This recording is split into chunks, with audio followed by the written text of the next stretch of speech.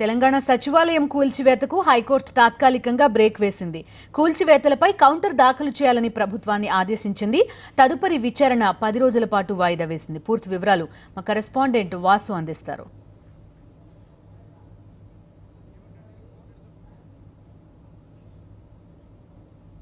సచివాలయం కూల్చివేతకు సంబంధించి కూడా తెలంగాణ ప్రభుత్వం ఇప్పటికే నిర్ణయం తీసుకున్న నేపథ్యంలో ఇప్పటికే కాంగ్రెస్ ఎమ్మెల్యేలు జీవన్ రెడ్డి, కోమటిరెడ్డితో పాటు మరొక సీనియర్ బీజేపీ నేత నాగం జనార్దన్ రెడ్డి కూడా ఈరోజు కోర్టును ఆశ్రయించారు. ఈ నేపథ్యంలో కోర్టు చాలా కీలక ఆదేశాలు జారీ చేసింది. దీనికి సంబంధించి ఏదైతే ఈ కేసును 10 రోజుల్లోగా కౌంటర్ దాఖలు చేయాలని తెలంగాణ ప్రభుత్వానికి ఆదేశాలు జారీ చేసింది. మరోపక్క అప్పటి వరకు కూడా ఎలాంటి కూల్చివేతలు జరపొద్దని కూడా ప్రభుత్వానికి సూచించింది. ఈ నేపథ్యంలో ఈరోజు కోర్టులో ఎలాంటి వాదనలు జరిగాయి, ప్రభుత్వం తరపు న్యాయవాదులు ఎలాంటి వాదనలు వినిపించారు, ఇక పిటిషన్ల తరపు న్యాయవాదులు ఎలాంటి వాదనలు మనతో పాటు మాట్లాడడానికి ఏజీపీ జనార్దన్ గారు చెప్పండి.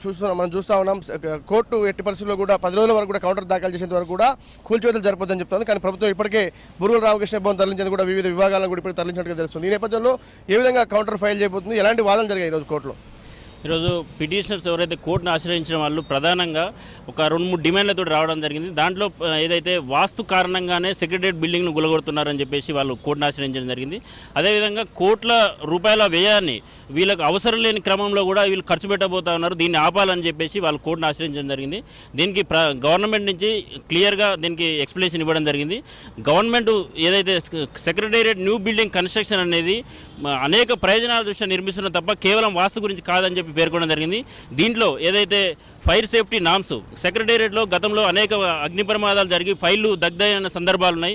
అదేవిధంగా లిఫ్టులు కూలి అనేక ప్రమాదాలు జరిగిన సందర్భాలు ఉన్నాయి. అదేవిధంగా పార్కింగ్ కూడా సరిపోని క్రమంలో చాలా వరకు రోడ్ల మీద ఆపుతున్న క్రమం కూడా ఉన్నది. ఇవన్నీ దృష్టిలో ఉంచుకొని అదేవిధంగా వర్షాకాలం వచ్చినా వేసవికాలం వచ్చినా ఒక బిల్డింగ్ నుంచి ఇంకో బిల్డింగ్ పోవడానికి ఇబ్బంది అవుతున్న కనుక ఫైల్స్ తీసుకోవడానికి ఇబ్బంది అవుతున్న కనుక అడ్మినిస్ట్రేషన్ అంతా కూడా ఒకటే బిల్డింగ్లో తీసుకొచ్చి ఫాస్టర్ ఏదైతే అడ్మినిస్ట్రేషన్ తొందరగా జరగడానికి అందరికీ అనుగుణంగా ఉండే విధంగా నిర్మాణం ఉండాలని చెప్పేసి సెక్రటరియట్ బిల్డింగ్ కన్స్ట్రక్షన్ చేయడానికి గవర్నమెంట్ ముందుకెళ్తా ఉంది. దీన్ని ఆపాలని చెప్పి ఏదైతే పిటిషనర్ చేసిన విజ్ఞప్తిని ప్రభుత్వం కౌంటర్ దాఖలు చేసే 10 రోజుల సమయం వరకే ఇవ్వడం జరిగింది.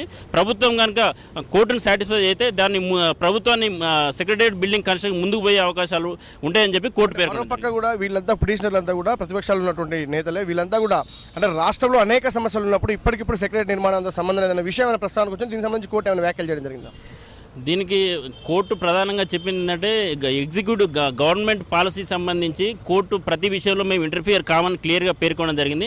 అయినప్పటికీ కూడా మీరు ప్రజాధనం కోట్ల రూపాయల్లో వ్యయం వృధా అవుతున్నదని చెప్పి మీరు పేర్కొంటున్నారు కనుక ఆ పాయింట్లోనే మేము ఇంటర్ఫియర్ అవుతా ఉన్నాం. అదే తప్ప మిగతా విషయంలో మేము గవర్నమెంట్ పాలసీ సంబంధించి ఎటువంటి విషయంలో కూడా ఇంటర్ఫియర్ కాదలుచుకోలేదని కూడా పేర్కొనడం జరిగింది. దీనికి సంబంధించి ప్రజాధనం వృధా అవుతున్నదా లేదా, ఏదో ప్రజలకు అనుగుణంగా ఏదైతే నిర్మిస్తున్నారా లేకుంటే ప్రజాధనాన్ని వృధా చేస్తున్నారనే దాన్ని మేము టెస్ట్ చేసిన తర్వాతనే మేము గవర్నమెంట్ ముందుకు పోవాలని చెప్పి మేము ఉత్తర్వులు ఇస్తాము. తెలంగాణ ప్రభుత్వం నుంచి చేయబోయేటువంటి కౌంటర్లో ఏ అంశాలు ప్రస్తావనకు వచ్చే అవకాశం ఉండబోతుంది? గవర్నమెంట్ నుంచి వచ్చే ప్రధానంగా ఫైర్ సేఫ్టీ నామ్స్ ఒకటి, అదేవిధంగా పార్కింగ్ ఇష్యూ ఒకటి, అదేవిధంగా ఏదైతే బహుళ అంతస్తులు అంటే ఒకటే బిల్డింగ్లో అన్ని డిపార్ట్మెంట్లు కవర్ అయ్యే విధంగా అనేక రకాల బ్లాకులుగా కాకుండా ఒకటే కన్స్ట్రక్షన్ ఉండే విధంగా లిఫ్ట్ ఏదైతే ఫైల్ ట్రాన్స్ఫర్ అనేది ఈజీగా జరిగే విధంగా కన్స్ట్రక్షన్ చేయడానికి సంబంధించి రికార్డులను పొందుపరిచి కౌంటర్ దాఖలు చేయబోతుంది. ఇప్పటికీ కేసు విచారణ వాయిదా పడడం జరిగింది. మళ్ళీ తిరిగి ఎప్పుడు విచారణ ఉండబోతుంది? 10 రోజుల్లోపు ప్రభుత్వాన్ని కౌంటర్ దాఖలు చేయమన్న జరిగింది. 10 రోజుల తర్వాత కౌంటర్ దాఖలు చేసిన తర్వాత కోర్టు లిస్ట్ అయ్యే అవకాశం ఉంటుంది. మొత్తం మీద చూస్తున్నాం ఏదైతే తెలంగాణ సచివాలయానికి సంబంధించి కూడా ప్రధానంగా ఎవరైతే పిటిషనర్లు ఈరోజు ప్రస్తావించిన అంశాలకు సంబంధించి కేవలం వాస్తు కారణంతో దాదాపు 100 కోట్ల రూపాయలు ఇలా తెలంగాణ ప్రభుత్వం ఖర్చు పెడుతుంది. కానీ తెలంగాణ ప్రభుత్వం మాత్రం వాస్తు కోసం కాదు, కేవలం పరిపాలనా సౌలభ్యం కోసం ప్రజల సౌకర్యార్థం మాత్రమే మేము సచివాలయ నిర్మాణం ఒకే బిల్డింగ్లో బహుళంతస్తులు నిర్మించడం కావచ్చు, ఫైర్ సేఫ్టీ నామ్స్ కావచ్చు, ఇవన్నీ కూడా పార్కింగ్ వ్యవహారం కావచ్చు, ఆ విషయంలోనే సెక్రటరియట్ కూల్చివేత పూనుకున్నామని చెప్తున్నారు. కానీ రేపు ఇవ్వబోయే కౌంటర్ ఏ విధంగా ఉండబోతుంది, తదుపరి హైకోర్టు ఆదేశాలు ఏ విధంగా ఉండబోతుందో చూడాల్సింది. మొత్తం మీద ఏదేమైనప్పుడు కూడా సెక్రటరియట్ కూల్చివేత అనేది ప్రతిపక్షాలకు ఈరోజు బలంగా మారింది. ఇక ప్రభుత్వం మాత్రం వాస్తు కోసం కాదంటూ చెప్తుంది. కానీ రేపు హైకోర్టు ఇచ్చే ఆదేశాలు ఏ విధంగా ఉండబోతుందని మాత్రం ఉత్కంఠ కొనసాగుతోంది. సత్యంతో వాసుదేవ్ రెడ్డి, సాక్షి న్యూస్, హైదరాబాద్.